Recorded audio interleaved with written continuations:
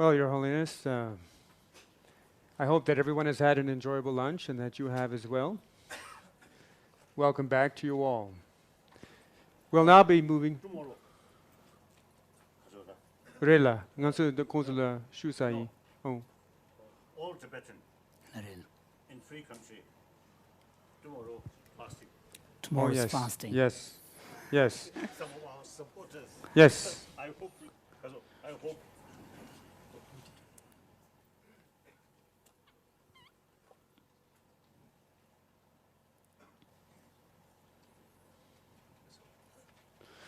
So His Holiness is referring to the fact that tomorrow morning, actually, you already know that there will be a memorial service for the various members of the monastic community who have been protesting even with their own bodies in Tibet. And in partial honor of that, tomorrow, I understand, is a day of fasting in the Tibetan community, in the free Tibetan community. So we will be beginning late on that rather sober note, but in some ways an appropriate note, because it then brings us into the realm of ethical action and activism in general.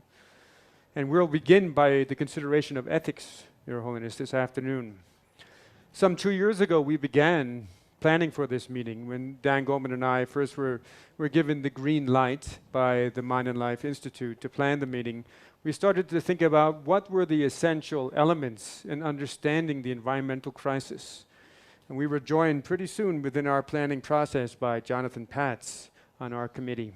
And it became evident, in part because of Jonathan's own work in ethics and science, that ethics are a crucial component in the environmental crisis.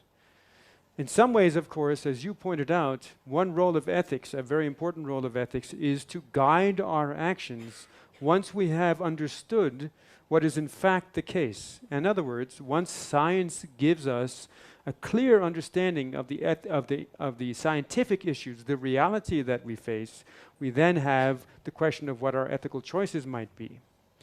But also, there is a way in which ethics precedes the science. For example, just to give you one example, on May 21st of this year, it was claimed that the world would end. There was a man named Howard Cutler, a very well-known radio personality, who had convinced a very large number of his followers. So next year. when would it end? That's this last year, I see. May 21st. I heard number of people ask 2012. Also. That's end of world. Yes. Nonsense. Yes. Well, it was Then no need our serious discussion. Yes.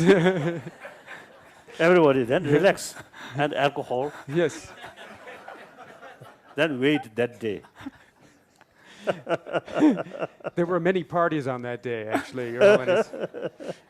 Surprisingly, many people took this very seriously. Some people in the United States actually sold their possessions. Really? Yes. Oh. Went up into the mountains. How easy to fool their mind. Yes. But the problem is there's even a significant percentage of the American voters who believe that the world probably will end relatively soon. Maybe not the May 21st, but in the not too distant future. With that attitude in place, there's no point in trying to preserve our environment. Environmental silence is a waste of time. Those types of attitudes can be very destructive for the science itself and can be an obstacle to science. We Buddhists also have some kind of similar way of expression. So for example, like there is no real point to life is intrinsic meaning to the existence of this life. We must think about next life. Yes. Or so therefore, 1954 and 55, when I was in Peking, one occasion Chairman Mao told me Buddhism, religion is poison, opium. Then he mentioned two reasons. One, great sort of harmful for population. It's half true. Then he mentioned the Buddhist sort of faith. There's a reduced interest about development. Progress. Progress. So anyway, if you misinterpreted. misinterpreted 말다. holistic map 지침이 있나? 당은 전주서 별로잖아. 근데 차는 자기는 말봐. So if you don't understand a particular concept within its wider context, you can easily misunderstand these kind of ideas. Yes. And this also points, Your Holiness, to the question of values, another which is very connected with ethics. Another issue, for example, that really also came up this morning is if we really only value profit, and that's all we're concerned with, we might not care about the environment or the impact it has on others. So with that attitude, one's own political power and economic power would actually seek to block environmental science because it's an obstacle, one might think, to profit. This might be a confused notion, but it still could be the way that one would act. So ethics are actually important even before the scientific work. I think it's a crucial issue to understand how we have found ourselves in this environmental crisis. So with that in mind, what we had to do was go out and find an ethicist. And we did so in the form of Dr. Claire Palmer. Dr. Palmer is now a professor at Texas A&M University, where she is in the Department of Philosophy. She did her graduate work and indeed all of her university training at Oxford University. But she has a background not only in philosophy, also in religion. And much of her work is at the intersection, the meeting places of religion, philosophy, and the environment. Much of her work has focused on animal ethics and the treatment of animals. And for that reason, also this afternoon, toward the end of our session, we're going to ask the Venerable Mathieu Ricard to pick up that theme after our conversation about Dr. Palmer's presentation. Venerable Mathieu Ricard would say something about our treatment of animals. Back to Professor Palmer then. She was the president of the International Society for Environmental Ethics from 2007 to 2010. She founded an important journal in this new area of philosophy called Worldviews, Environment, Culture, Religion. And she's also co-authoring now a book on the ethics of companion animals, our pets. What kinds of ethical positions and attitudes should we have or might we have toward our pets?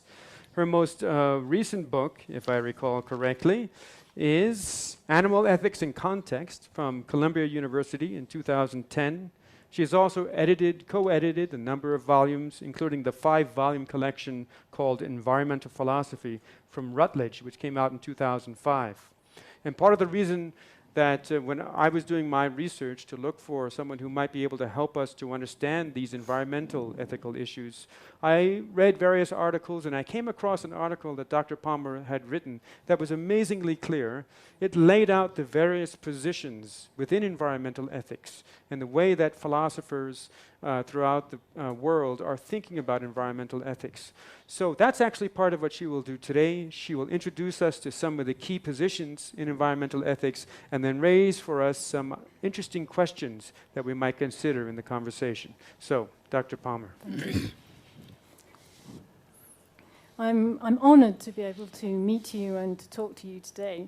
And as John said, my role in this conference is to introduce some perspectives from environmental ethics. So what I'll do is say something about the key positions in environmental ethics, and then I'll talk about 3 fundamental problems about which environmental ethicists are still arguing.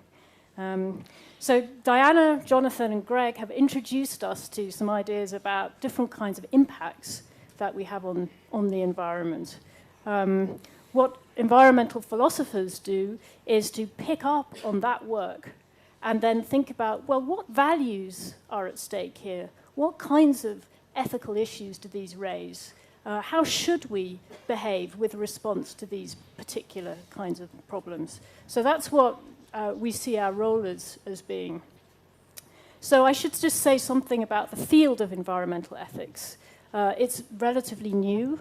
Really began in the late 1970s, early 1980s, but has grown a lot. And now there are many universities across Europe, and the United States, and Australasia that teach environmental ethics. However, because it's a younger field, or maybe not because, maybe it always will be, it's very contested. There is very little consensus.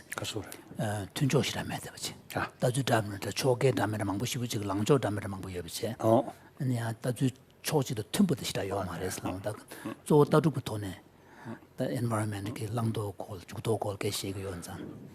There's very little consensus about basic positions in the field about the fundamental questions, or even what those questions are, let alone how to answer them.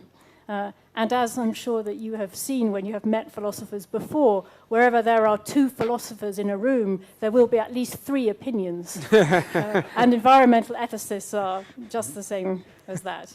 So that's why more reason to believe scientists.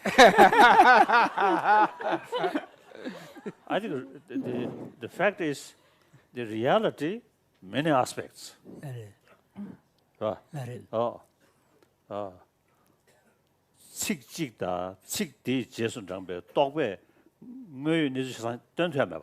It is a fact that there's no way a one word and the concepts that is based upon that, derived from that word, is ever going to capture reality.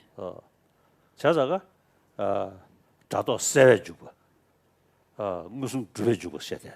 So therefore, in Buddhist philosophy, a distinction is made between the way not in only which Buddhist philosophy. In classical Indian. In Indian philosophy. Classical Indian philosophy. Last, I think more than 3,000 years. A distinction is made in the way in which, direct perceptual experience engage with the world vis-a-vis conceptual thoughts.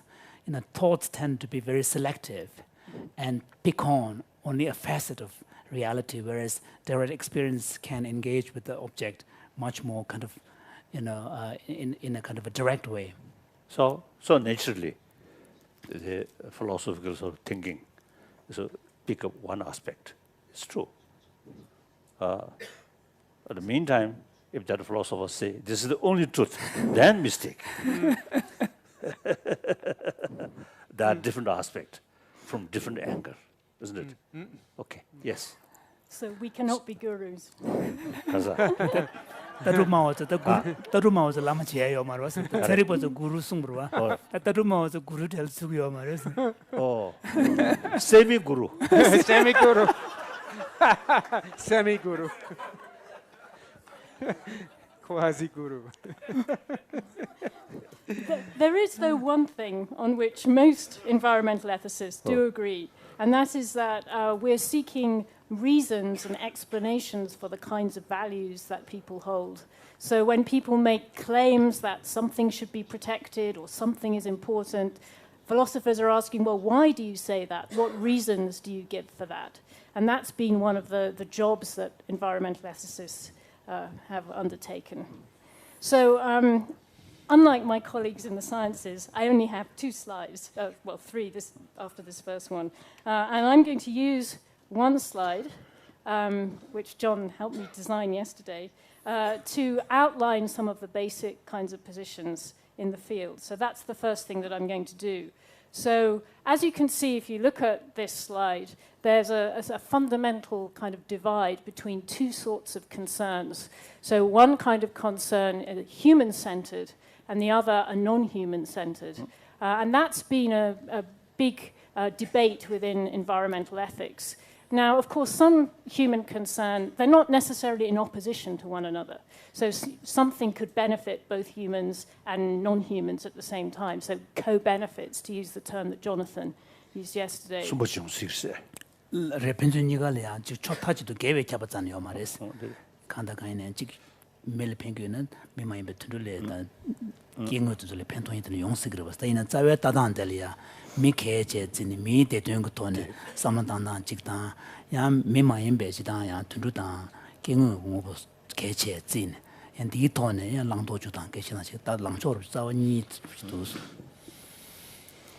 And it seems to me that if you're going to have co-benefits, you'll have to have co-harms as well. So something could harm everything, some action that we perform.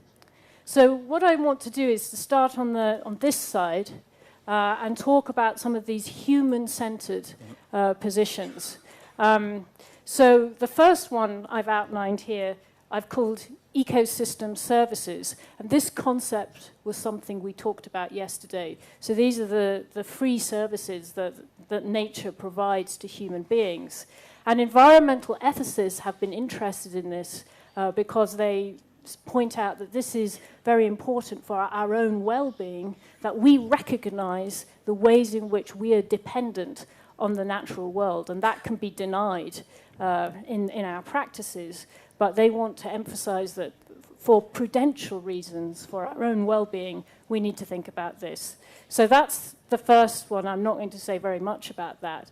The second idea, ideas about beauty and ideas about place, these are sometimes included within ecosystem services. But I wanted to separate them because I think interest in beauty and the value of place are not easily captured by using the language of services. They're really things that we value rather than services that are provided to us.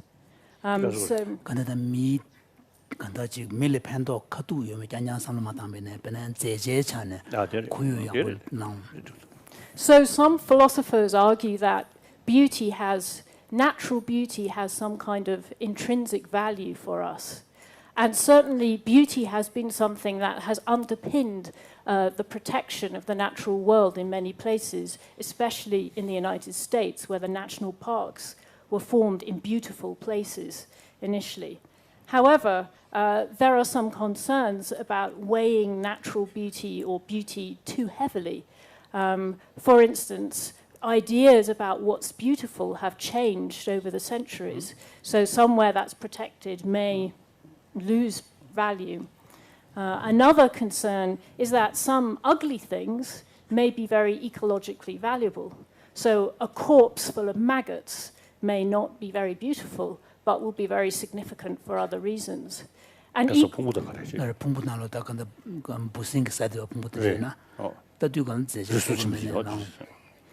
and equally, there could be something very beautiful, like a beautiful sunset, that we later discover was caused by pollution. So the cause there may be problematic.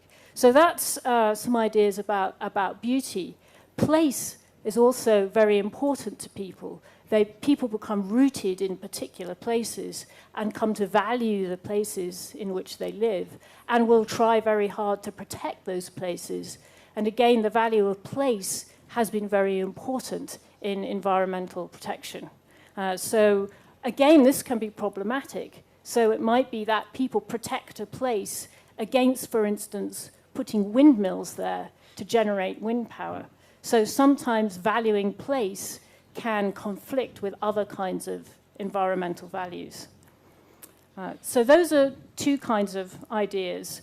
The third idea, human-centered concern, I have here is a concern for justice. And this has already arisen several times. Jonathan talked about environmental justice issues yesterday. And here the concerns are about the ways in which the environment can be a cause of injustice between different groups of people. So, for instance, one group of people might capture a natural resource and prevent other people from accessing it without consulting them and without compensating them. This might happen, for instance, if a dam is built, and that may have the effect people are pushed off the land. They don't benefit from the electricity that's generated. They didn't cause their own movement, but they end up suffering disproportionately. And there are very many kinds of cases like this. And environmental ethicists have spent much time thinking about these justice issues. The fourth area of big debate is thinking about future people that don't yet exist.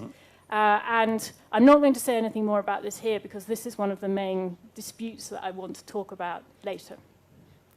So now I'll move over from the human-centered to the non-human-centered views and talk about these views. So here again, there's a divide where people have disputed, and this divide is between those who argue that individual organisms are what matters, and those who argue, and I've used the word holist here, which people use in lots of different ways, and I've heard people use it today. This is ecological holism, and people who take this view argue that ecosystems and species are morally important units in themselves. Or the land, or sometimes people talk about biotic or land communities, and that these are important. And so there is this dispute between those who argue what matters is individual organisms. 다간다 고유 개체 걸 삼당백깔이야 미대 된다 대와 장장 그 돈 삼당나 지르바 다 파나운데 미든 대와메바 미마인베 간다직 소자에나도 갱외는 될 삼당 고유 용조를 삼당 되게 돈 따당 돈에 고유 개체 중 삼당나 직체 델랑 세니 체는 지기 다간다직 개인 용어를 안 수중은에 그렇게 수중은 인디비주얼 오거니즘기 림베톤에 개체 못 쓰고 그래서 직다 이제 미말봐 미말에 다 반항어디 말에다디베 차진 용조가 찬들 그런직 두무르 직지제 나 말았을도 그런 좀 많았을 것도 시스템 그래도네 개체 못 쓴다고 그래서 지금 다 단다 더럽게 해봐줘 랑도 콜이야 그 랑도 죽당 고유 송교 돌 삼당당한데 콜이야 다직 시샤사 가르게 제 맞지 디디고 되시고는 So I'll now look at these two views. So these are people who argue that individuals are what matters, and the first group of people here argue that what matters are beings that can have experiences, that have lives that can go well or badly for them, that can suffer pain and pleasure, and in particular, this is animals, mammals, human beings, mammals. And perhaps fish, perhaps reptiles. There is some discussion about whether those beings can feel pain. The scientific evidence is unclear. And then the last category here is those people who say, well, thinking about individual sentient animals is not going far enough. What matters are beings that are alive, not whether they can feel pain or pleasure alone. And so all living things are morally important, and we need to take them into account. But there are disagreements here about whether all living things are equally significant, or whether some beings are worth more than others, or more significant because they can feel pain or for some other reason. So there are lots of arguments even within these categories. And then over here, the two main kinds of views here are about whether ecosystems are morally significant. So the people who adopt this view argue that we should see the land as being morally important in itself. And the people who take this view argue that species should be thought of as a morally significant unit, that there's something very bad about a species going extinct that's worse than the last individual member of the species dying. So, for instance, there's something worse about the loss of the last tiger than the loss of a pet cat, because the species itself is valuable. And not just because it matters to us, or because it's bad for all the individuals of that species, but the species itself is a unit that we need to take into account. So that sets up the different kinds of views that environmental ethicists take. Now I want to, I won't change slide because I'll keep this one on.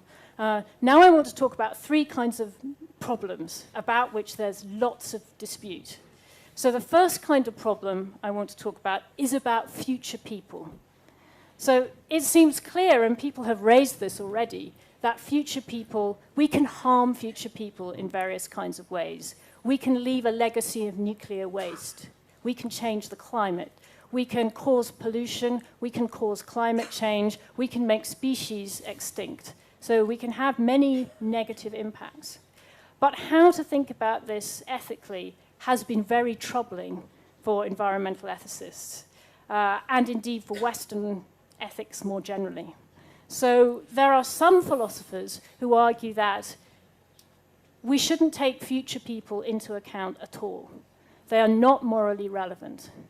And one group of people who takes this view are some human rights theorists, not all of them, but some of them. So they argue that...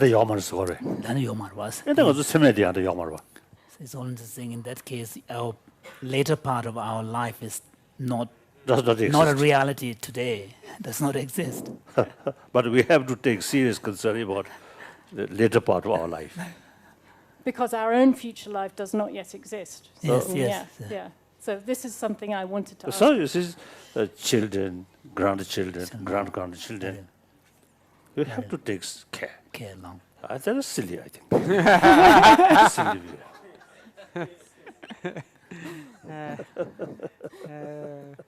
I'm sure those. Sorry. Thank you. Not how you sing Marta. So His Holiness is saying he's not in a position to adjudicate between these positions. Yes. So these philosophers argue that to have rights, you must exist. And since future people do not exist, they are not able to claim rights, they can't recognize rights. So for that reason, they can't have rights. So we should just discount them and not think about future people. However, Did something miss or what? Museum something Marsa. Could you take Nanzu Pala, the Amla, no Shasaro, Pala, the Amla, Yausha, Sigionamena? So His Holiness is wondering, these kind of theorists who argue that the future generations are not shouldn't be part of the equation, will they ever, in their own life, complain about what their ancestors did? Saying that... Or some appreciation, or my father, my grandfather used to done something good. Now I have to sort of utilize experience the these benefits. things. No? So then similar. If we do something wrong, they will complain.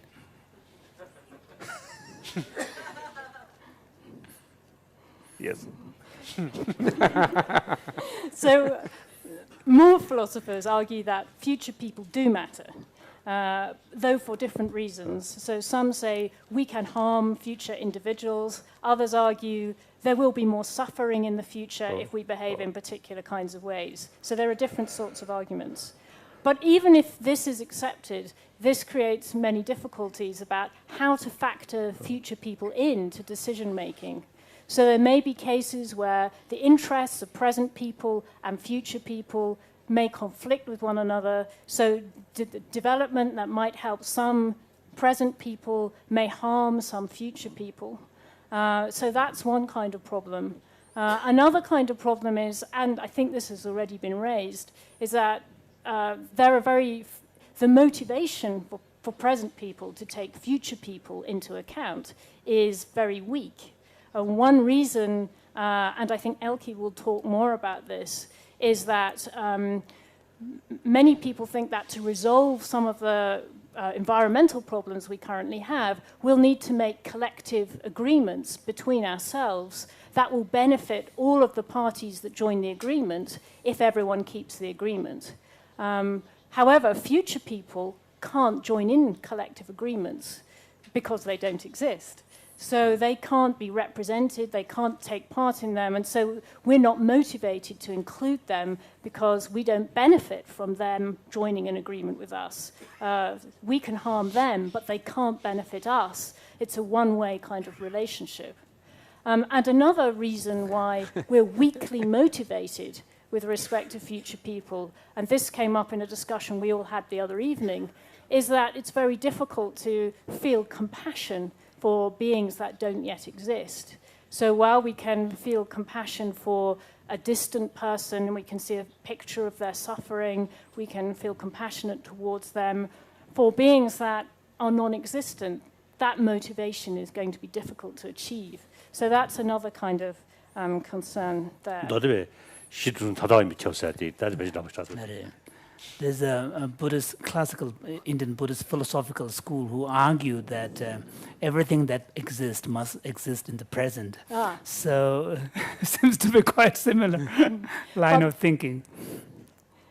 That would be very demanding if we had to take into account everything that would ever exist in the future now. So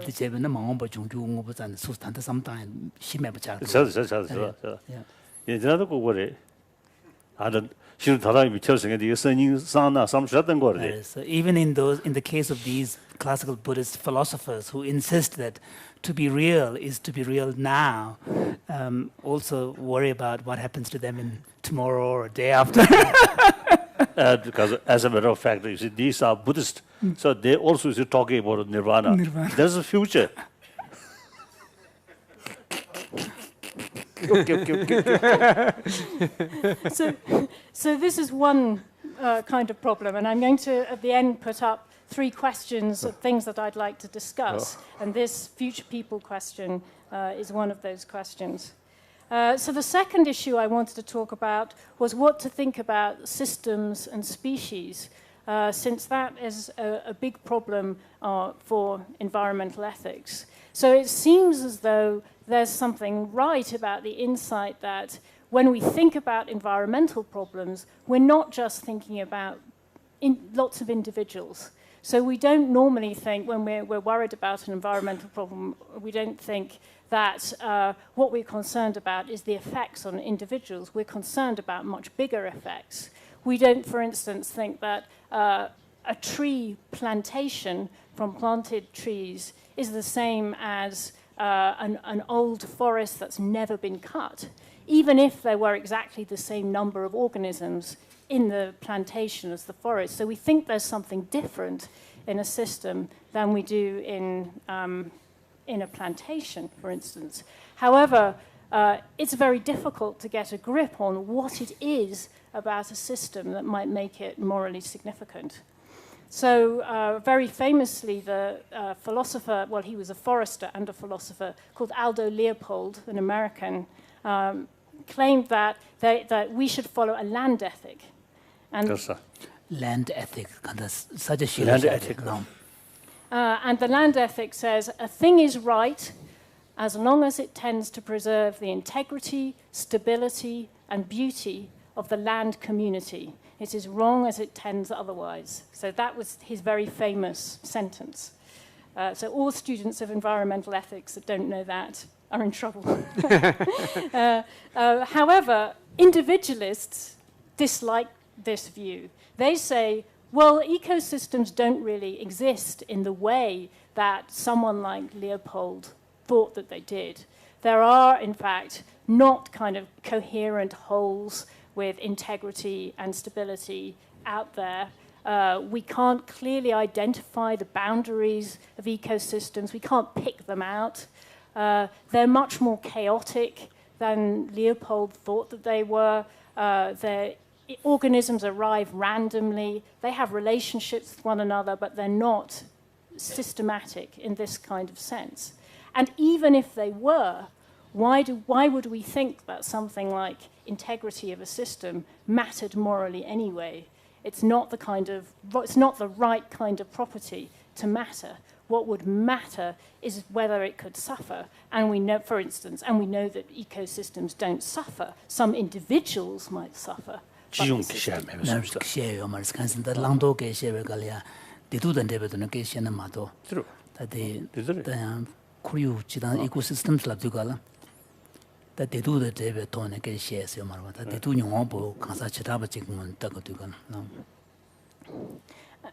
arguments are made about species as well. So those who think that species are morally significant argue that species have interests that aren't the same as the interests of the members of the species. So, for instance, if we had a species with only 50 remaining members, in order to keep the species going, we captively bred all of the species, and all 50 had horrible lives because we were doing horrible things to them in order to make them breed. So the species then might flourish, but the individuals have a terrible life. So you might say, well, then that was in the interests of the species, but not in the interests of the members of the species. So we can make a distinction. However, an individualist will come back and say, that's the wrong interpretation of what's happening. All that's really going on is you're sacrificing the interests of present individuals for benefiting future individuals, and there are more of them over time. So ultimately, you benefit more individuals, and that's all you mean when you say the species is flourishing. So as you can see, this is a very important dispute. It's going to affect environmental policy because there are many cases where individuals are sacrificed for systems. So, for instance, some kinds of hunting of species that of overpopulating ecosystems where individuals suffer to benefit systems. But if systems are not morally important, that seems problematic. So it's policy relevant, that particular problem. So that's the second problem I wanted to talk about. And the last issue I wanted to discuss brings these together and addresses the question of what kinds of future environments do we want to create? Some ethicists want to say that's a bad question, that that's an overreaching question, that ethics should really only be about things like not harming or not infringing upon rights. And it shouldn't be about bringing things about and trying to create better worlds. But many philosophers say, but we are already creating a world. We've heard talk about the Anthropocene yesterday. That seems like a kind of, that we are creating a new human...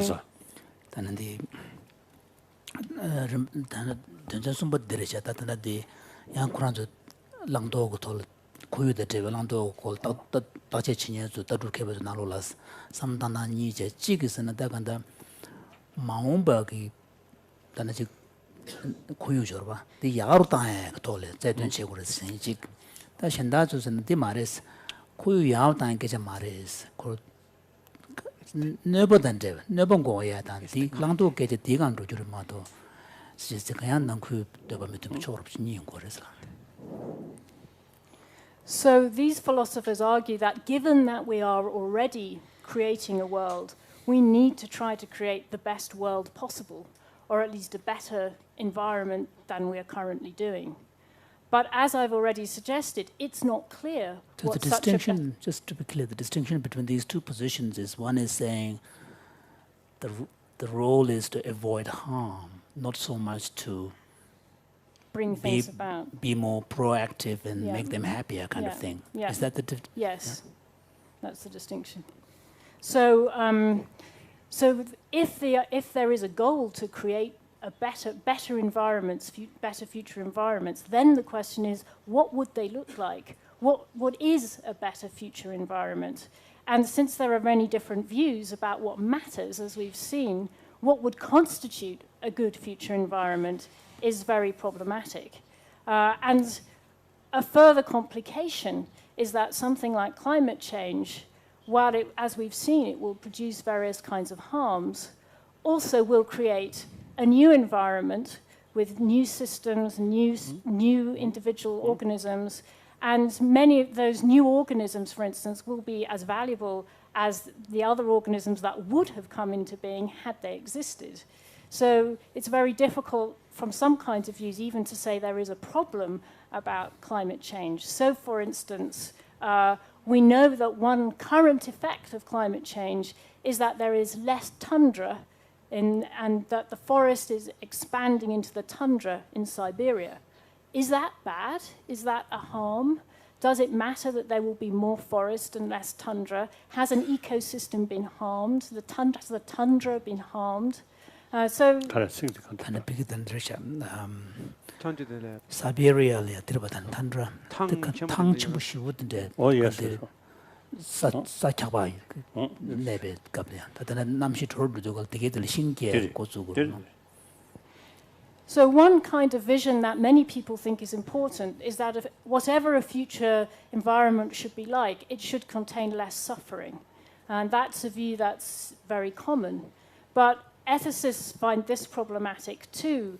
For instance, it might suggest it would be better to have a world with fewer organisms that can suffer in it. So more trees, fewer sentient animals, then you avoid more suffering.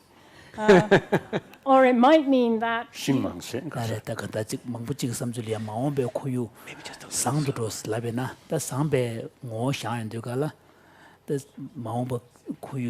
상도를 개조시 안 되고 뭐시 안 되고 동행용식 삼당 거래서 동행용아 되는 삼 동행용아 삼당 배는다 동행용어 용담때 동행용년기 소진용아제 개대정고 망전다 지다 지도네 동행용으로 들어왔어. 알래. 따로 저부터 난시는 아, 따로 마워서 다 제배 고망 무시우지. 너 스님이 뭘 좋아하게 뭐. Or it might mean eliminating predators so that tigers are a problem because they kill other organisms and they cause suffering. So maybe a world with no tigers would be better than a world with tigers. But obviously that would conflict with other kinds of environmental values about protecting species and so on. So the thought about what kind of future environment we should create was my third problem. So I want to end by putting up 3 questions that I'd be very honored to hear your views about. Since your tradition is so different, I think that you may have many insights that will help us in environmental ethics to think through these problems in new ways that we have not been thinking about them before. So I will put... And as you say that, Claire, I think it's interesting to note, Your Holiness, that environmental ethicists actually do have they have a role in the formation of policy in the United States, so that the answers to these sometimes funny philosophical questions actually can be very relevant to concrete outcomes in terms of laws and decisions from the government. So these are the 3 questions that I would be very interested if you had some thoughts on any of them, Your Holiness. How do we think about it? You can Yeah, read the the questions. questions. Yeah. How do we think about and value future people? How should future people factor into our ethical decision making? So that was the first problem I talked about. The second is, can species or ecosystems be ethically significant in themselves, above and beyond the individuals that compose them? And the third is, what kind of environment should humans be trying to create if they should be in the business of trying to create environments at all? And so I was interested in thinking these questions through from a Buddhist philosophical perspective. I don't know. 자, 제안 직송다. 직송시. 가. 이게 직시. His Holiness come up, I said, His Holiness was suggesting that come up and others should pitch in, but His Holiness come up and responded that I haven't quite figured out what the questions mean. 제가 조당으로 쉬다. No. 조당으로 말해. 저가는 쉬다. 직주고요, 뭐. 그래서 저거 당부 들으셔. 근데 랑도 쿠유골이야. 랑도 주당골 섬당에 따두마와 쪽에 나강엔 가르치고 있었나. 달랑도 섬당 백간이야. 레버다 녀베다 체외보다 마외버게 셰베걸다. 시럽지 샤제 텔레트네 외마외다 랭예게 셰고요와. 다 시디 샤야 나로려야 아니 다다 여신비 미장장 대도 섬당 거래. 마음바탄다 종주구 미디나리아 대도디나 키용고고레스. 스니 랑조 니체. 다 마음베디 미디긴디나 키용바이나. 아니 마음베 미데도디나 키용벤 마음베 미데도디 다지 다다 여베 미데도다 개체적으로 찍부지양 찍고요래 당무스 문제 대다 저들이죠 개체적으로 찍부지양 찍고요래 양디들 개체적으로 샤제 난디 섬당나 가르스당 다디톨 kunzu 강행 시비스테도스 니버데 드레샤 단디 고유단 제베 랑도게 셰베 그냥 당구 주고 Yeah, 싶어요.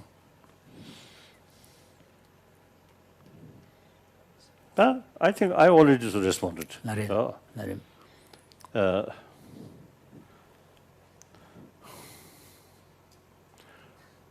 I think, broadly speaking, when empty space, no question of ethics, then eventually living organism develop without feeling of pains and pleasures. No question of ethics. So then ethics ultimately related with the pains and pleasure and the desire want pleasure, happiness, do not want suffering. On that level, ethics come. On that basis now. On that basis. basis. And within that,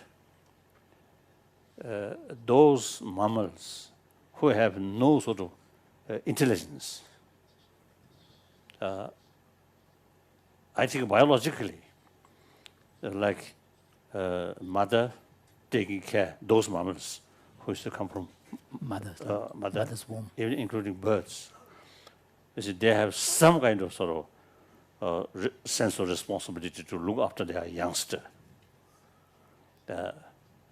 So they also, you see, I think biologically, they know the seasons. And also they know, like birds, they know which season is more available about worms and these things. So they also, some extent, you see, they're thinking about future. Not only just the present moment. No. And in fact, if those people who really emphasis present is the only thing, then further question, where is present? Year or century, decade, year, month, day, hour, minute, second, no present. 1 second past, 1 second future, Yet to no come present. So the very basis, you see, saying, you see, present itself, you cannot find. You cannot find now. So in any way, so even animal, you see, have some sort of biologically, I think organ toleration. It's probably at the level of their sensory experience, organ. This is, they also, you see, remember about past their experience. May not be generations earlier, but you see, their own lifetime, you see, some memory. So the past reflect on their mind. And then future, also some extent. But I do not think the animal world, I think no idea of ethics. Ethics only on the basis of experience of pleasure and pains, then also human intelligence. This is more sort of, because of the more capacity, thinking, the larger interest and long future, then ethic becomes relevant. Come. So that's, I think, only among the mammals, I think only human being, see the concept of ethics.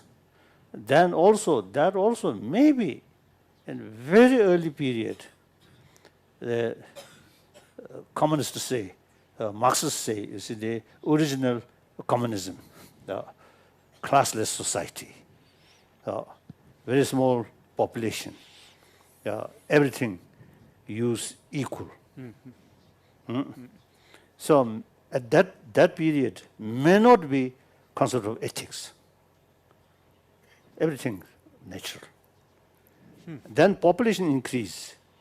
The very concept of, you see, the appointing leader.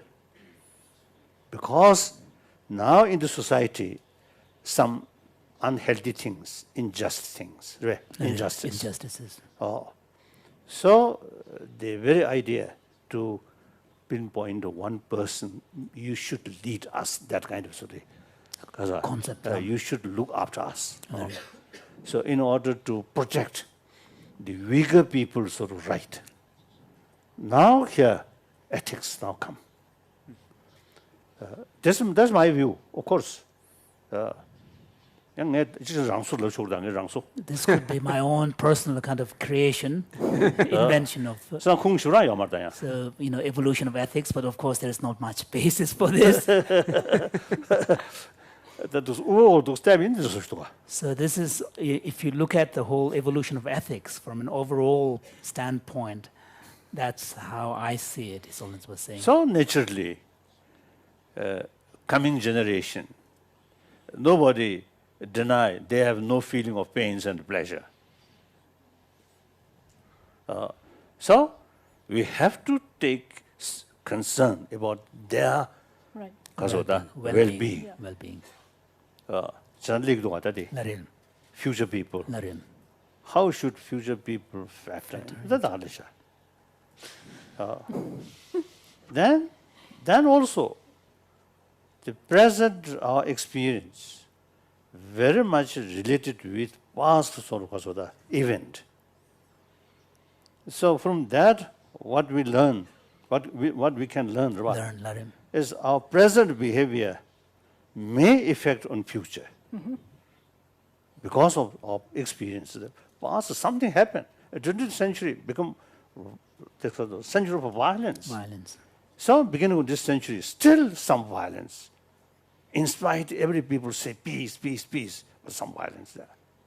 Because our negligence in the past century. So we are passing through some difficulties. So what we learn from there? If we behave not well, in future, more trouble. Quite because of that. Logical. Then I think the approach, usually sometimes I express because of those people who call specialists, wonderful. They really pick up one particular field, and whole their energy goes on that particular field. Very deep. And without much paying attention about holistic. The bigger picture. So here, philosopher, just look outside. And then also, I think a lack of some knowledge about relativity. Things are considered absolute. So then look from one angle, find some reality, consider that's absolute. So these problems happen. So better. So it seems that it's better to uphold a position that is not really a position. So I prefer that. Listen, you see this view. Oh yes, that's true. Quite true. Quite true. Not absolute true, but quite true. And then listen this view. Oh yes, quite true. There are some reasons. Okay. The things are relative. From this angle, yes, we can see something. From this angle, we can see something. And sort of quite a similar sort of event, right? Compare another thing. Oh, this is some bad event. Compare even worse event. Then this looks okay. Much better. This is good. If that same event compares another event, oh, how bad. Horrible. So everything is relative. That's my view. Maybe some influence of Buddhist sort of Thinking. Madhyamika philosophical sort of thinking. Meantime, there is sort of demarcation, true, untrue. So, of course, at the level of everyday experience, we do have to make distinctions between what is true and what is false. So that's my view. Now, Buddhist brothers, sisters, please speak. Oh, no Buddhist sister. I think here. So, There's some Buddhist sisters back there. Oh, good. Should be 3. Anything? Say something. Yes,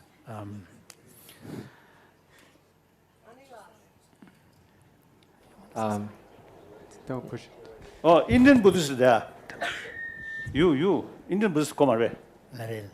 Indian Buddhist. Our guru, actually, come away. Say something. Sounds like an order to me. Kananza.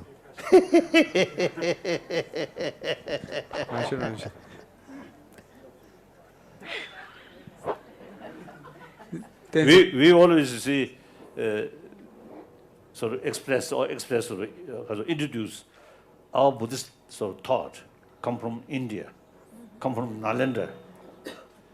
So this person, Indian, although my disciple. So we consider ourselves as a student of Indian Guru. So now time, as you mentioned, the time change. So the new reality, student become Guru, and the traditional Guru become Chela. Say something. Tenzin Priyadarshi from the Dalai Lama, MIT Dalai Lama Center. Did I get that right? Yes. Well, it is indeed a privilege to be your student, Your Holiness. Now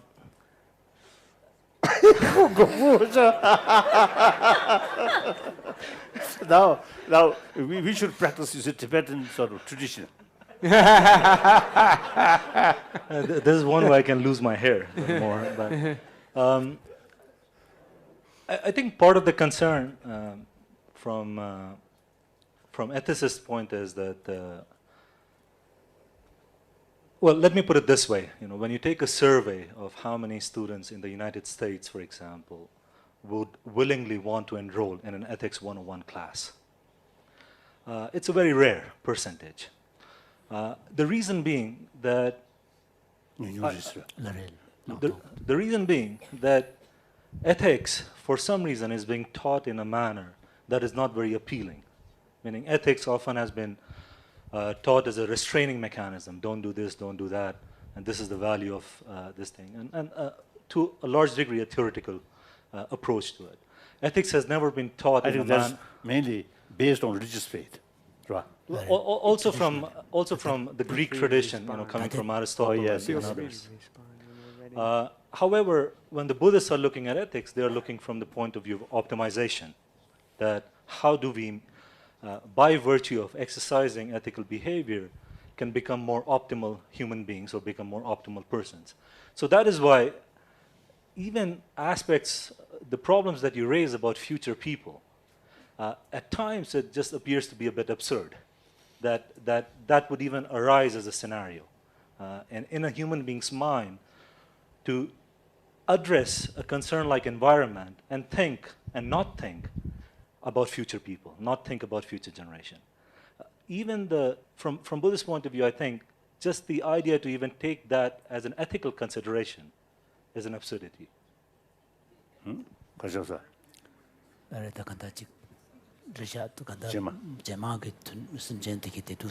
to give Claire a chance to respond. You don't want to respond? I'm going to respond.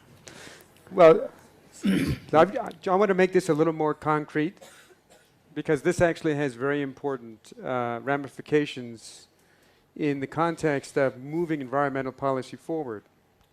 So one of the ways in which this is very concrete, it seems sort of ridiculous, but what's important to recall is that the policies that will be made on the basis of the science are going to constrict what others can do. So one famous example that occurred in the Northwest United States was the case of the spotted owl. So the spotted owl was a species that was in the Semchenchiri, Ukbachi. And it was an owl that was endangered, a species that was endangered. And a community was making its living by cutting down trees, a community of lumbermen. And they objected very strongly to a new law which required them to stop cutting these trees down, or at least limit the cutting a great deal, in order to protect the owl. So a certain kind of ethical choice was made there to value not just the individual owl, but the species over the individual people. It's a very concrete issue. It's not abstract or absurd. We're doing the same thing with future people.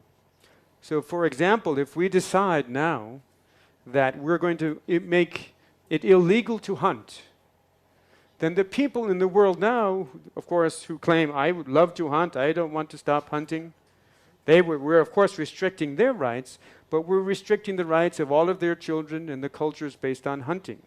I'm not saying that hunting is good, but we are making that choice. If we say we're going to make it illegal to raise the temperature more than 70 degrees in your house with the heating, with the talo, then we are making a choice that affects not just us, but our future generations, those who claim, I want to be warm in my house. Why can't I be warm in my house? So there's a way in which we are forcing future people to abide by our ethical standard. We think we know what is right and wrong, and we say it has to be this way. They have no choice. That's really the issue here. How do we make those choices? How are we going to decide which is good and bad for these people? It's as if we are deciding what is good and bad for others around us. I think that's really the concrete issue in many ways. So to my mind, it's actually quite concrete. I see. Yes, yeah, please. I think the whole thing about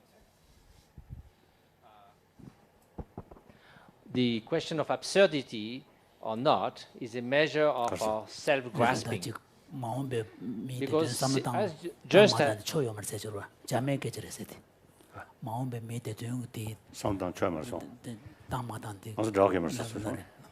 you find it absurd because your concept of in-group, out-group is vast enough that you have genuine concern and you value future generation. I'll give you just the opposite statement from Stephen Forbes, which is an American billionaire, who declared on Fox News that to change our behavior now because the ocean might rise in 100 years, for him is absurd. So he thought that is silly.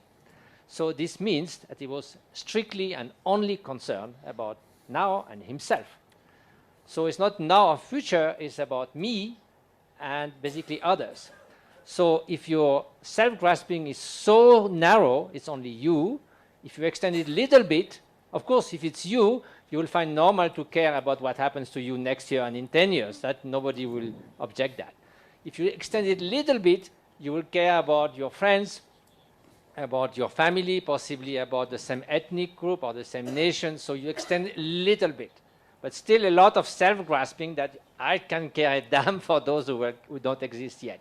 So it is the ultimate challenge to concern for others and altruism to precisely extend that in-group up till we include all sentient beings. So it's actually a measure of our self-grasping. It seems to me that we've had two different kinds of presentations of views where people think the alternative to their own view is absurd. That it's absurd to think that we wouldn't include future people, or it's absurd to think that we should restrain our behavior now to prevent something happening in 100 years. And I think that I understand the role of environmental ethics to be saying that something is absurd is not a reason. And we need to provide reasons to support these kinds of intuitions we have about things that are absurd or not.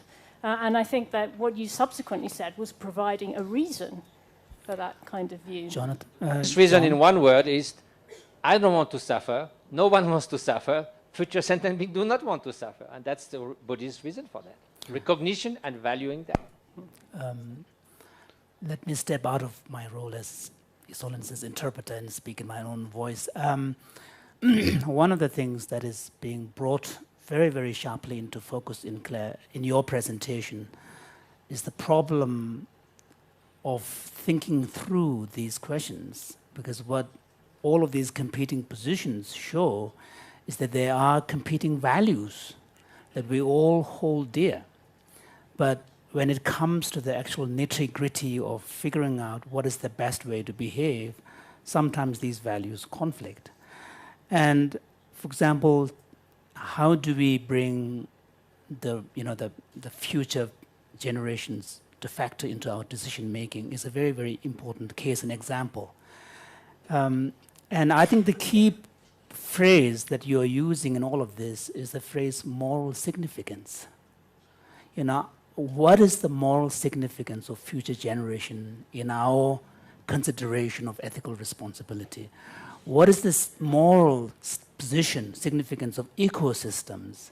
So I think the key idea is really moral significance is the key idea. And from the Buddhist point of view, I suppose I could say that the difference between Western style of philosophical style of ethical thinking versus the Buddhist style of ethical thinking is that in the Western style of thinking, there seems to be an assumption that somehow reason can really take you all the way through. That somehow we can find the right rule, then everything will be fine kind of thing. Buddhism does not, although emphasizes the use of reason extensively, but it does not believe in that kind of absolute rule, that somehow you just got to find the rule and then everything will be fine. Because Buddhism, because of its emphasis on relativity that His Holiness was pointing about, how everything is so complex and interrelated that you can look at things from a contextual point of view, that something may seem to be so valuable in one context, has less moral significance in another context. So that kind of complex way of looking at issues do not lead... No, so for example, even in the case of the Buddha's own prescriptions on the...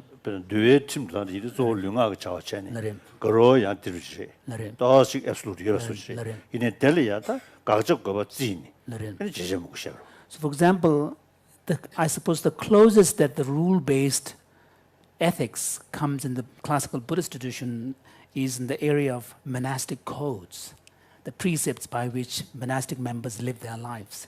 So they are very clearly spelled out. You should not do this, you should not do that. And all of these precepts govern the physical and verbal behavior of a monastic member. And these rules are all spelled out. So you have the cardinal ones, then the next layer, and the secondary, and so on. But even in these cases, there are exceptions made. One occasion, Buddha say, this should not do. Prohibited it. Yeah. Prohibited. Then another circumstance, another occasion, different circumstances, then he insists that you should do. So it's been modified. So there's a lot of context sensitive. I think this way. First, object. Then second, allow. Allow. The third, you should do. So it's kind of more proactive. So the reality, the circumstance is different. So the ultimate sort of aim is benefit. So ultimate aim is really the benefit principle, is the ultimate aim. Avoidance of harm and bringing benefit. So compassion is the key principle. So to complete, this is where the tension is coming from, and the contrast between kind of classical Buddhist style of ethical thinking versus the Western style of ethical thinking, which is really primarily focused on action and also discovery of hidden rules, whereas the Buddhist style of thinking is more towards development of the character and cultivation of the right kind of motivation and value. And as to the specifics of how to act, then it's sensitive to the context. So it's kind of a completely different style of thinking about ethical issues. I think that's true. Let Claire respond and then Roshi. Claire, you had a response. Yes. So traditionally in Western ethics, there have been sort of three theoretical traditions. One which is focused on bringing about the best consequences and avoiding the worst consequences. One that's essentially been rule-oriented, and it sounds like that's the one that you think is the dominant one. And then virtue, a theory of virtue ethics, which sounds much more like what you're saying the Buddhist tradition is, where the focus is on much more on thinking about yourself as a person. Action is not primary, it's being a good person. That would be important. And virtue ethics is particularly context sensitive. So it might be that it's right to do one thing in one circumstance and wrong to do the same thing in a different context. And that would be very, that would comfortably fit into Western virtue ethics traditions. So that sounds closer than the more kind of rule-oriented traditions. But I'm not sure about it seemed like you were saying there was both a virtue tradition and an idea of trying to maximize pleasure and minimize pain. So it sounds as if both those traditions are going at the same time. Yeah, both elements are there. Interesting. Roshi, you had a comment. Sit down.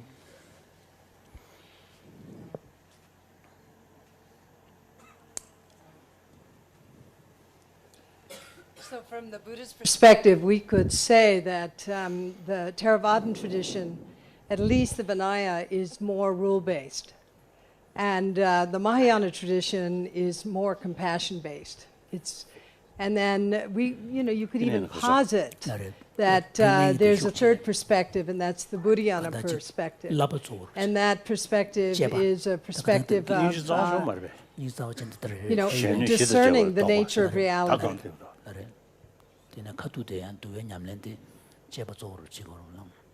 Well, I don't want to say totally based, but more oriented. More oriented toward rules, one tradition of Buddhism, another tradition more oriented toward compassion, and then a third tradition more oriented toward developing truly the quality of mind that's able to discern into the nature of reality, which is defined in terms of emptiness. So, but that's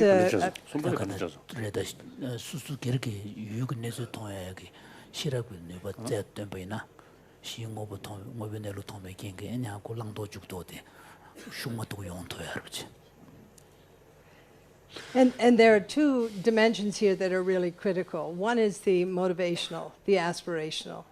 Why are we doing this? And I think that's a theme that's really running throughout our conference. For us to understand why, we have to be able to discern reality clearly. And that's reflected, I believe, very much in the third dimension of what we're addressing here, which is to see into the nature of interdependence. Maybe a little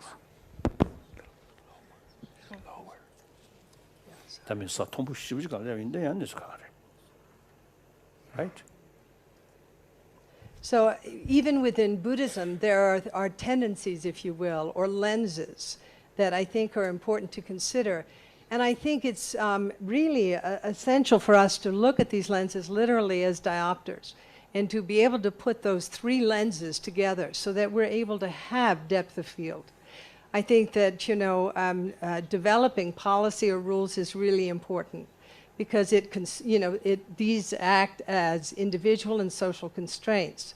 At the same time, to come always from the perspective of compassion is essential. How do we practice non-harming in all ways, and to see that the past is in the present, also the future is in the present.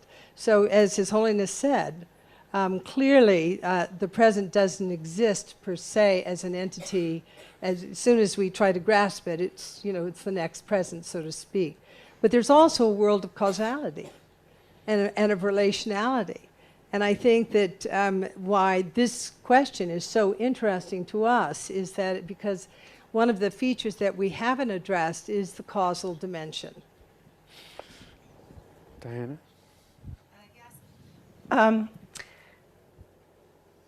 His Holiness expressed his opinions about some of the ethical positions that you described, Claire, like people who don't think future generations count.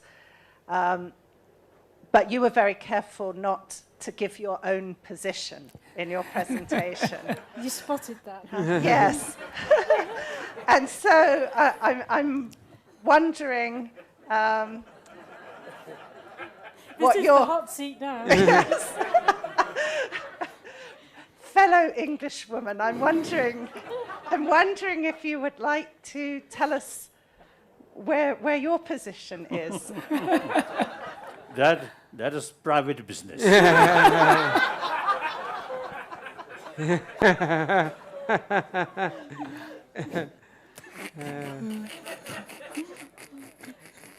With respect to all these issues or future generations in particular?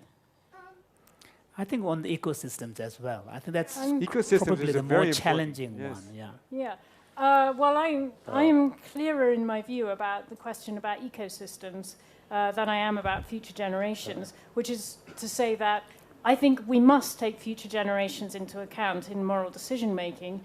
I'm just not sure what the best way of doing that is, or how to weigh them, how to deal with conflicts of interests. So, for instance, while I think compassion is very important. I'm not sure how you deal with cases where compassion for one may conflict with compassion for others. And so that issue, I'm less clear in my mind what I think about, though I think we must take them into account. In the case of species and ecosystems, while I would like there to be good...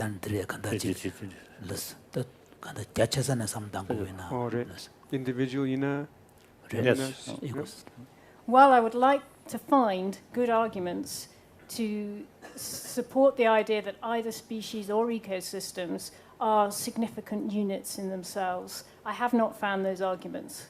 And most of my work has focused on sentient animals because I think the case there is very clear that we need to change the ways that we treat animals, and that that's something which it's very difficult to argue against. And it seems to me very clear. But I can't find good arguments, although I have tried to construct them and failed, for why we should think that species and ecosystems are important as units themselves. But they are very important to us.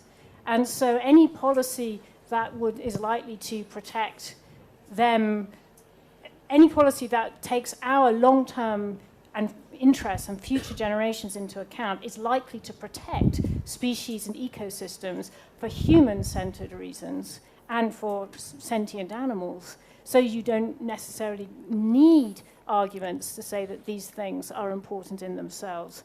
Now, there are some cases where those concerns come apart, but generally speaking, you get protection for species or ecosystems by being concerned about animals and future generations and human well-being. I find that interesting that you can't find any arguments for taking an ecosystem or a species as a whole as kind of an object of concern in understanding whether something is virtuous or unvirtuous. That may be the case in Buddhism too, but I wonder, Your Holiness, would you say that is true, that it's very difficult to think of a whole system? Ecosystems level soja da meda du de du den rewe be chane kechim sungjo che kechim yimbodi jumsen du kotures ina korara yambe jig rangwene kete kada jig soja de du den rewe to ne sheba majaba korarang ngone jig yang sungjo che go go den jumsen de resen jumsen ko du jasang bu tan jumsen ko mora rama de du manjina la ta kan ecosystem se joro jachesan daede tadi 대두 영역의 소자다 심전다 아니 개된 용어부 준수도 대두 매네 대단하게 초에 내 견단 제베 토네 디시접도 이코시스템 개침 보인 거지 다 안티 송교 제거 우유배 좀 센데도 고토도스 대인에 간다지 야나 미기 대두다 야나 소자 대두 영역의 소자게 대두단 제네 만제바 데네 개제 마셔봐 코로나랑 랑은 토네 개침을 했으면 송급 제고 그래서 아니 세면 배부디 이래 배부디 돼 이코시스템스라 두고 라치다 코류 용조 나옴 뜬낭 병원에 지금 만들어 안 되긴 했어야지 미소 가서 그게 샘정 소자 마셔고다 하고도 미소자 뭐 중고 지 에틱 시작합니다. So this is in a way it's true because if you don't bring into consideration the notion of suffering and happiness, then the whole basis of thinking and about also morality the idea and ethics, of justice, non-justice. All of these just disappears. The premise for thinking about ethics is just not there. 다 dear 가소래. In case say benefit to this group, benefit this group, simply impossible get together. There's no other choice. Forget one sector. One of these. Section one section. Then that zero. Similarly, for temporary, painful, long run benefit. Here also contradiction. So we usually, with human intelligence, we look long-term sort of interest is more important then temporary sort of the pleasure. No, comfort.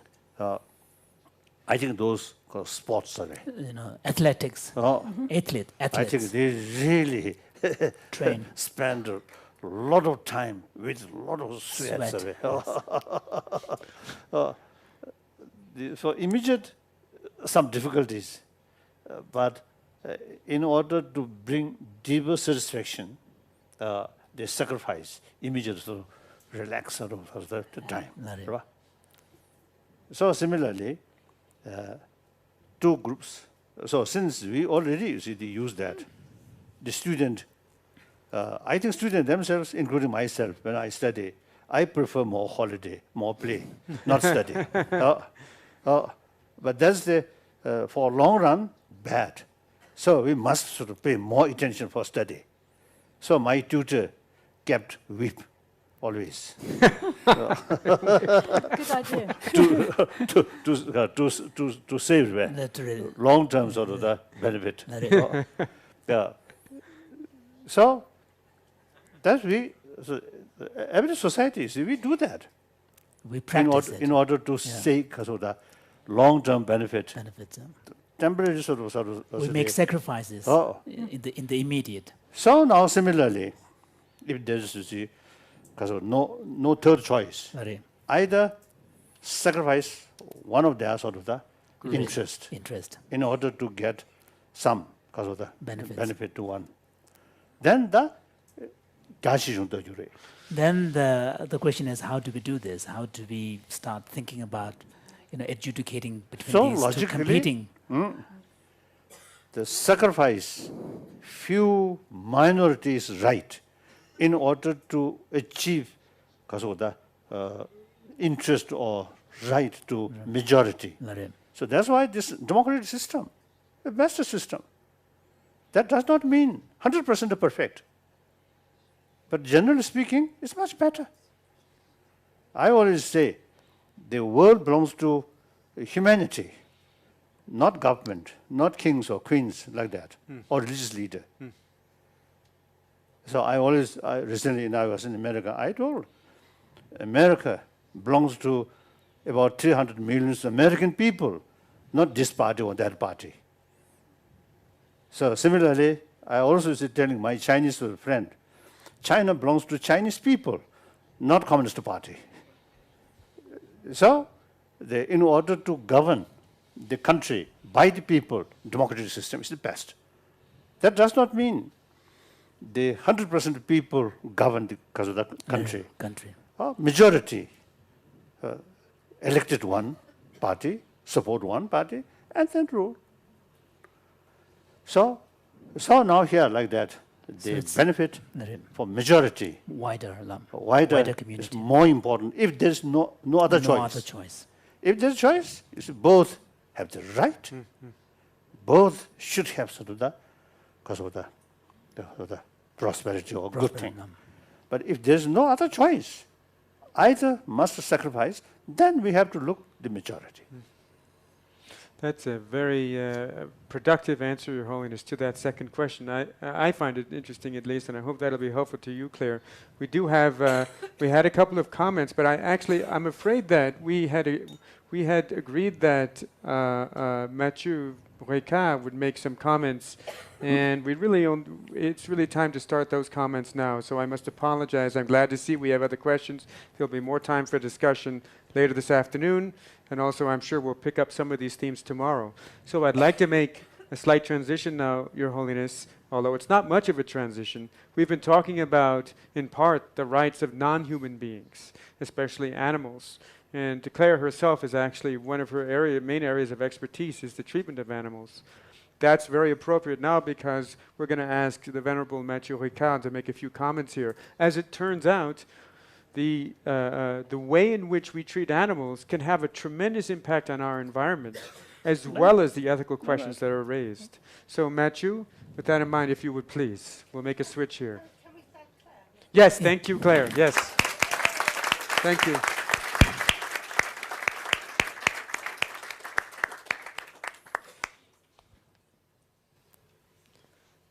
So basically, when we say, human right, some sort of, what's it?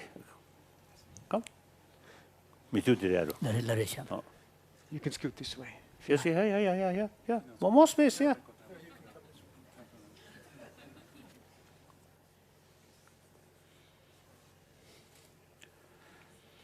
So as a Buddhist, when we used to say human right,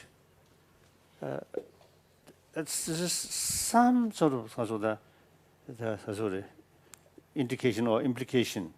You human beings have some special right to use other animals. That we cannot say. As far as the right of the pleasant life or existing their life, all sentient beings have equal rights. Equal rights. Then we have only one reason. We have special intelligence, so we should have more right. Otherwise, you see, basically, all have the same feeling of pains and pleasure. So all have same right to same exist. right. No. I think possibly if there was only one single declaration of rights, it would be the right not to suffer, if it's the main overarching one. His Holiness, you often say that the whole Buddhist philosophy can be very simply summarized in the view of interdependence of all phenomena and the behavior of non-violence. And so when you say non-violence, you mean non-violence toward human beings, toward animals, and toward the environment. So interdependence is wisdom, understanding reality, and non-violence is based on compassion. So as part of the whole discussion, you might remember that the documentary of Al Gore, and which also based on the research with Jonathan Patz about environment, was called A Most an Inconvenient Truth. And what I'm going to speak... Inconvenience. Inconvenient. And the question of the way we exploit and treat animals in a very vast way is a very uncomfortable truth, because we also feel very strong resistance to objectively consider the way we treat animals. And so first of all, since we are also self-interested, and we need to begin by some scientific data to relate to all the discussion that has been done, and which is to do the way now we use animals in a very massive way, industrial way. What impact does it have on the environmental issue? So of course I'm not, as you know, a climatology scientist, but I have been very motivated by that question, and I did some research which I checked with the scientists themselves. So first, the contribution to climate change.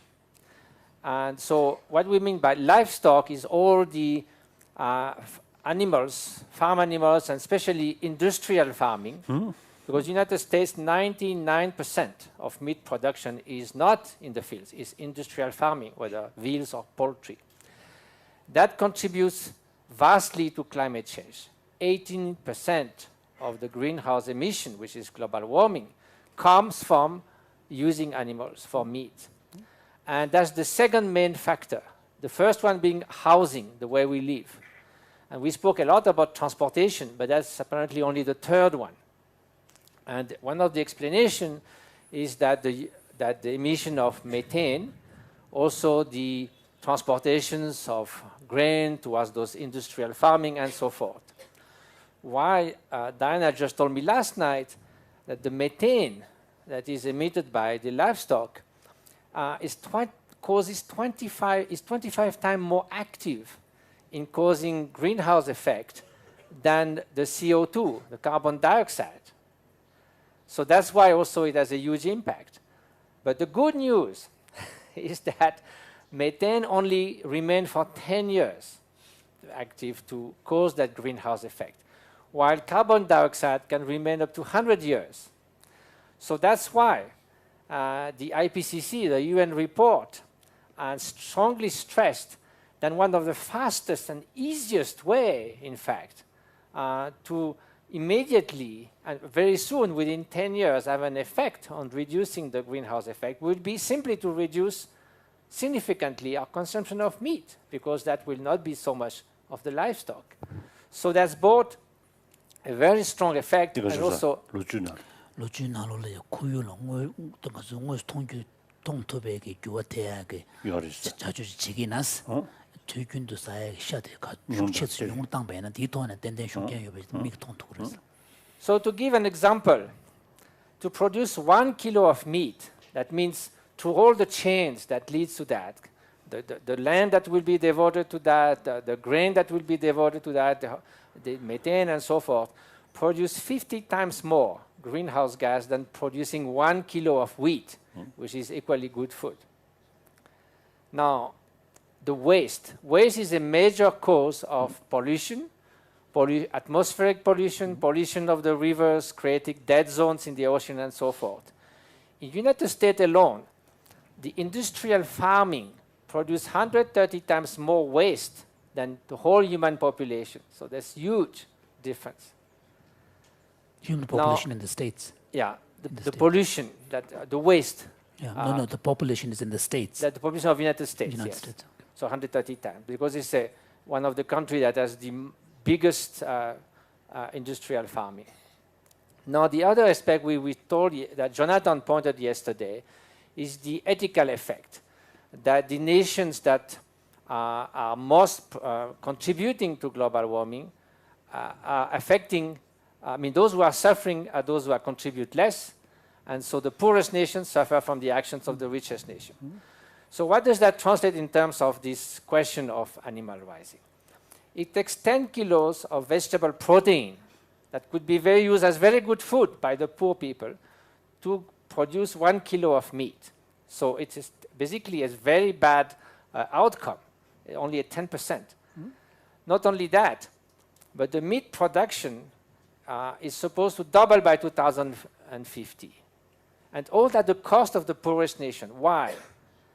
Because with 1 hectare of land, you can easily feed 20 vegans or 1 meat eater. Now, if you look at the distribution, so the livestock use about 2/3 of all available lands. That's not big forest or mountain range, but available lands. Now, if you look who is eating meat, here you have a graph. That's clearly the richest nation. They use much more meat. That means at the cost of the protein that could be feeding the poorest nation. And the difference is absolutely huge. You can see down here, India, average is about few kilos a year. United States is 120 kilos. That's about 60 times more meat consumption per inhabitant. So of course, it's a dramatic difference, because as I mentioned, to make 1 kilo of meat, you need 10 kilos of vegetable proteins. That's how good, perfectly good food. And then water is the very scarce resource, especially in many, many poor countries. The access of water is very limited. They only get polluted water.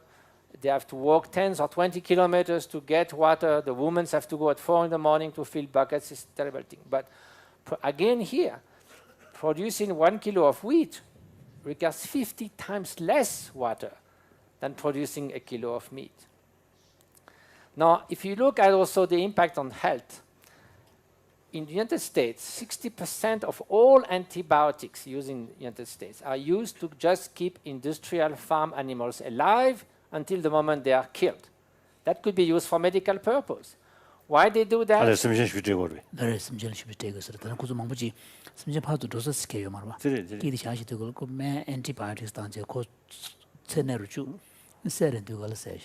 Why do they do that? Because they cannot care for individual animals. In one case, there is 90,000 chicken in one place looked by 3 people. So they cannot treat individual animals, so they put mass antibiotics. That not only could be used for medical purpose, but also create resistance to antibiotic. It goes in the rivers and it a lot of side effects. Now, the good news is we could now feed 1.4 billion people simply by not using the 775 million tons of grain that is used to fill livestock to make meat. So 1.4, the poorest nation could be fed simply by stopping eating meat. Now, even we have very selfish interest, only think about ourselves. Now, a lot of more and more studies, especially about eating red meat, has shown that it increased 20% the risk of colonic cancer. So altogether, this big study on 500,000 people have shown that altogether, 11% death of men and 16% in women worldwide could be avoided by reducing the consumption of meat. So that's also a significant health issue. So just if you stop one day, all United States, North America, one day avoiding meat, you could feed every day for a whole year 25 million poor people. Just avoiding eating meat for one day doesn't seem too much. So the ethical issue now, worldwide, 120 billion land animals are killed every year for human consumption. 1.5 trillion sea animals. The trillion doesn't mean much, so I translated into 1.5 million of millions. That's such a huge number, just simply for satisfying our needs. A single company, Tyson Foods, kills 10 million chicken per week. No, those are big numbers. Also, intensive fishing is gradually leading to extinction of many species of fish. Huge impact on biodiversity. They go deeper and deeper in the ocean. First, they exhaust the species that are on the top, and then you can see the main fishes that were fished 100 years ago, they were those on the surface. Then a little bit deeper, then a little bit deeper. So now they are scratching the bottom of the ocean. So that's also terrible for biodiversity, for the whole ocean. The extinction, 95% of the whale population has disappeared. So there's so many of those data. Now, while they do that, there's immense amount of waste just to get half a kilo of shrimps. Because of regulation, they are not allowed to fish that, they are not allowed to fish this, but they catch it in their nets. They have to throw back to the ocean 13 kilos of other sea animals, fishes and so forth, that they are not allowed to bring back. So for half a kilo, 13 kilos of other fishes are just thrown back, dead. Now, what is comes from an attitude of animals have no value as human beings. So this is a quote from a manager of the whole meat company, one of the largest companies in the United States. So the breeding sow, that's a female pig, should be treated as a valuable piece of machinery whose function is to pump out baby pigs like a sausage machine. So that's a very wonderful vision about other sentient beings.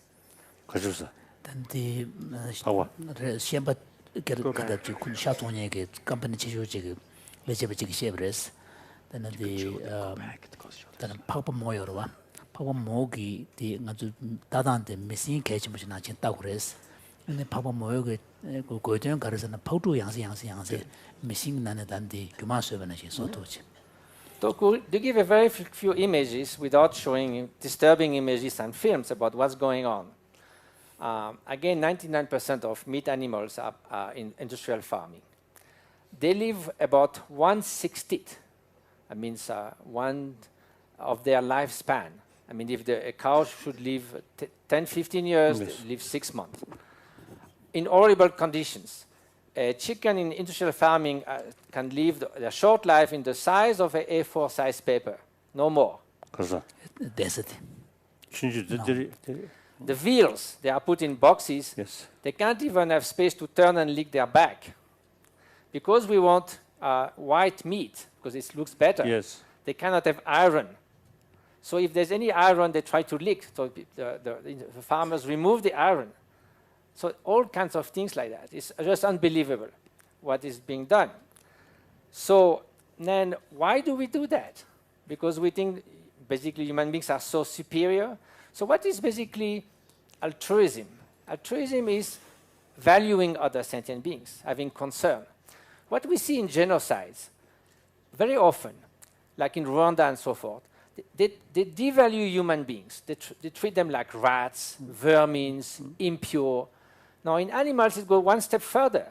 They are treated as objects, commodities, farm products. This is what the vocabulary you can find.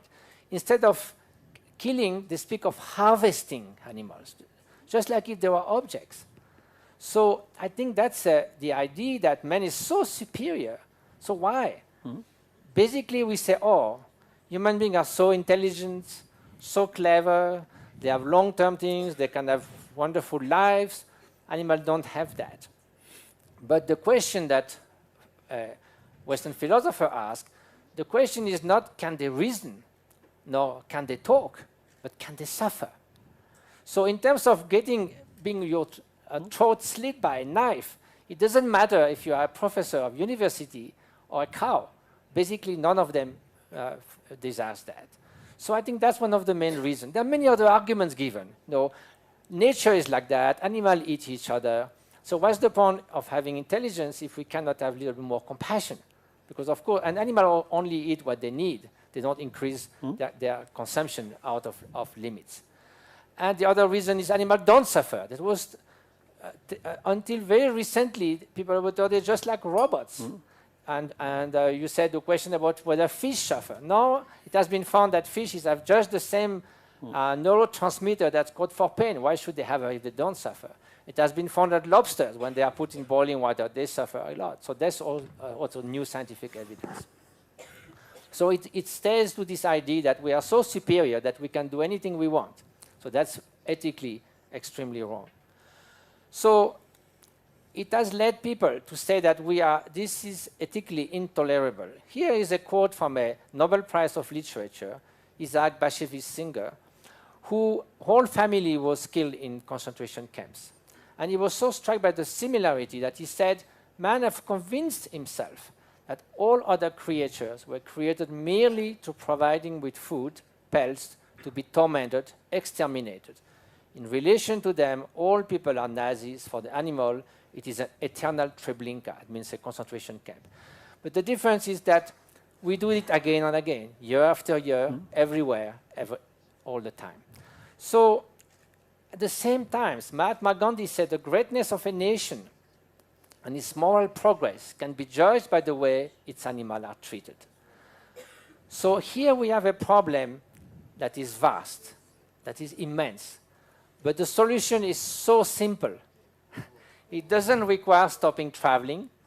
It doesn't require stopping do what we do. It requires one simple decision. Stop eating meat.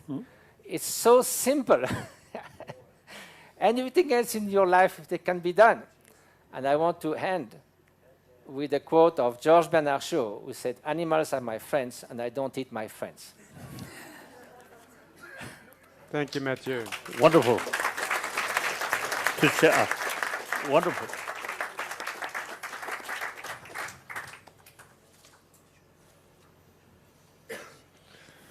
My first visit to Japan,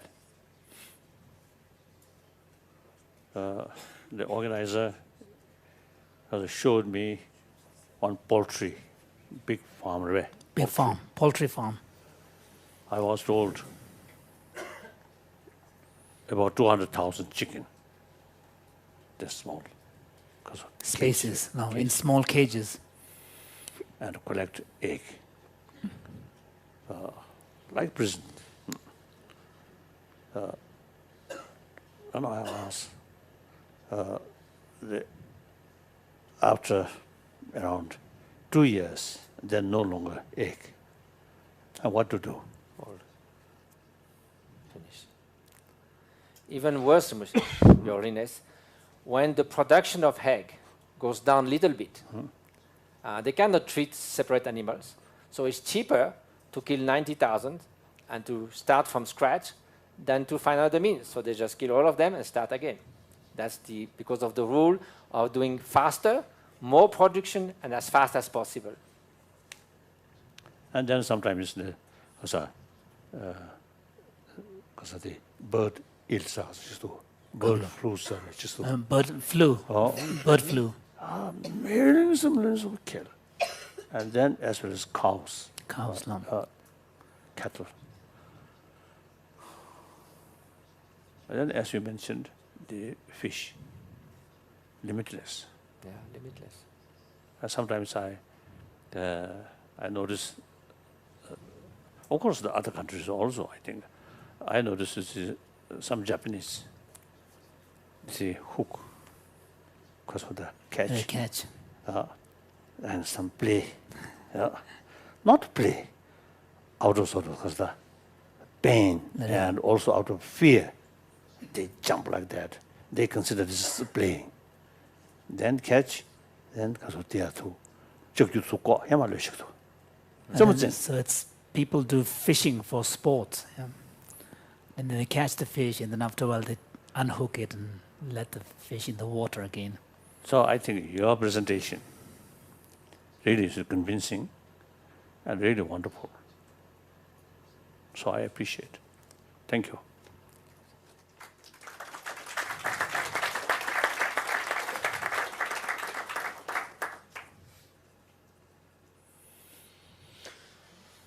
And then another thing, I think people from childhood, fishing, hunting, no sort of sense of concern of their life or their pain. That eventually, towards human being, Slowly. Go.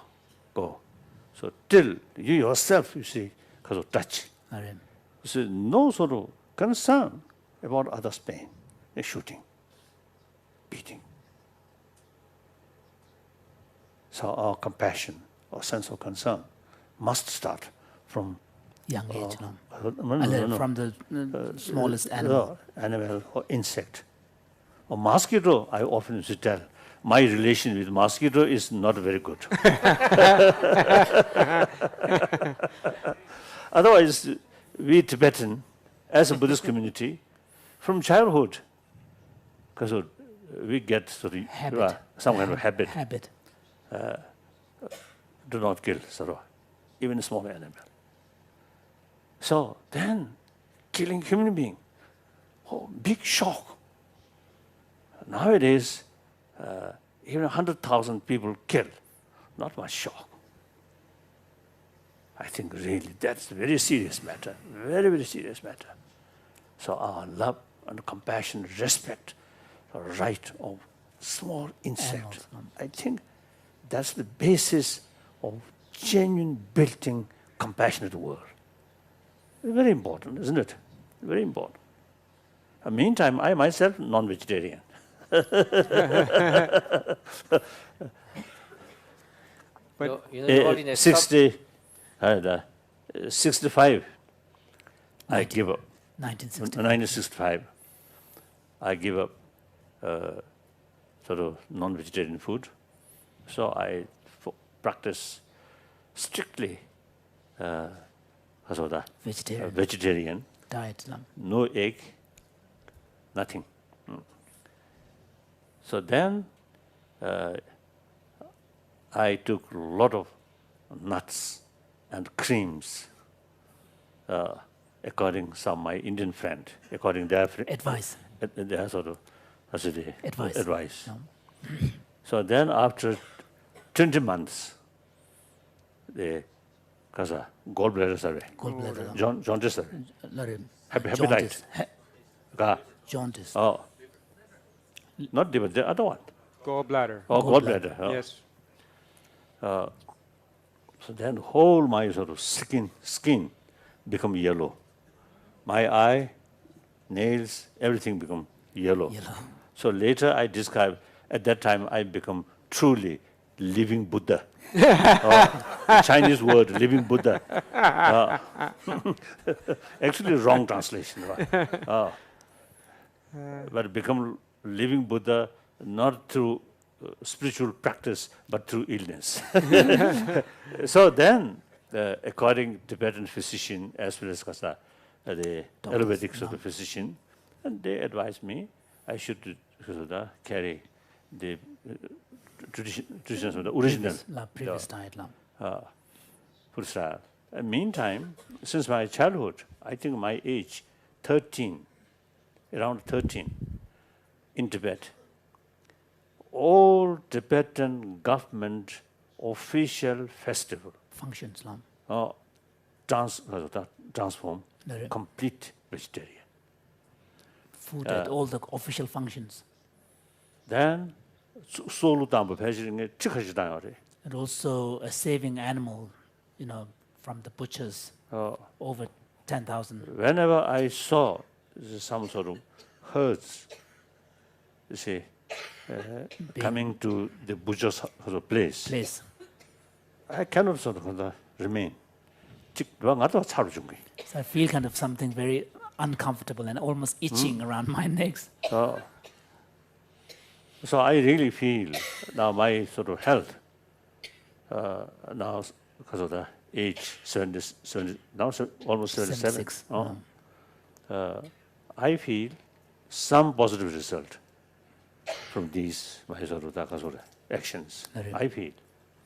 Then in India, the refugee community, in early 60s, some volunteer agencies, you see, they advise us, poultry is very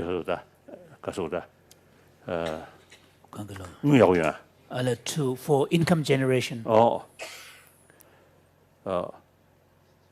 And then few settlement, you see, they accepted, so they set up poultry, but supposed not for killing, but only for Eggs. But other hand, other cases like piggery, fishery, right from beginning, we do not accept that. Then deduce poultry, some settlement. Yeah. So I asked, what is because of the purpose? They say egg. Then I asked, when they egg, their age, so finished, stop. Now what to do? No clear answer. Then I plead them. Pleaded. If this poultry is highly essential for their economic condition, then I have no right, because I have nothing to say. Same. But if not that sort of serious, Crucial. then please close. I think 20, 30 years since all close. Then our monastic institutions, all major monastic institutions, they have common kitchen. I think last 10, 15 years. Now common kitchen, all serving vegetarian food. So here a little bit of contradiction. Myself, non-vegetarian, but in the meantime, telling people should be vegetarian. Your Holiness, in India, there's this concern about health. So in general, worldwide, of course, individual cases might be different. But in India, there are between 350 to 400 million vegetarian. It seems they're doing pretty well. So True, that's true. if you have a balanced diet, I think this is not an issue. I've been for 40 years. I feel pretty good right now.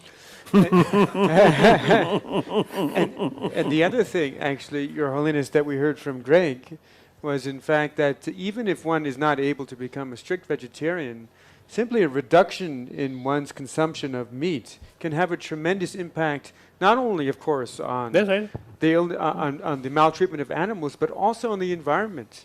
And this is one of the easy ways for us to, we've asked our public, our viewing public on the internet and so on, to consider reducing eating meat just a little bit so that they can help us to recoup the cost of this, the environmental cost of this conference. It's a very easy way to do it. One doesn't have to become a strict vegetarian. That's a good thing to do, obviously. But if one doesn't feel capable of that, even reducing meat can be very helpful. No question. Yes, my kitchen. I think once a week, non-vegetarian, otherwise vegetarian food. Very good. Thank you. Well, thank you, Matthew.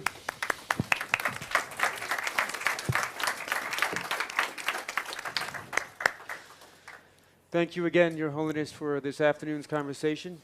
It's very much appreciated. We'll move into our tea break now, and we'll reconvene at 3:15 for our discussion with our gathered monastics, with the members of the Environmental Office, teachers from TCV, and so on. Thank you very much.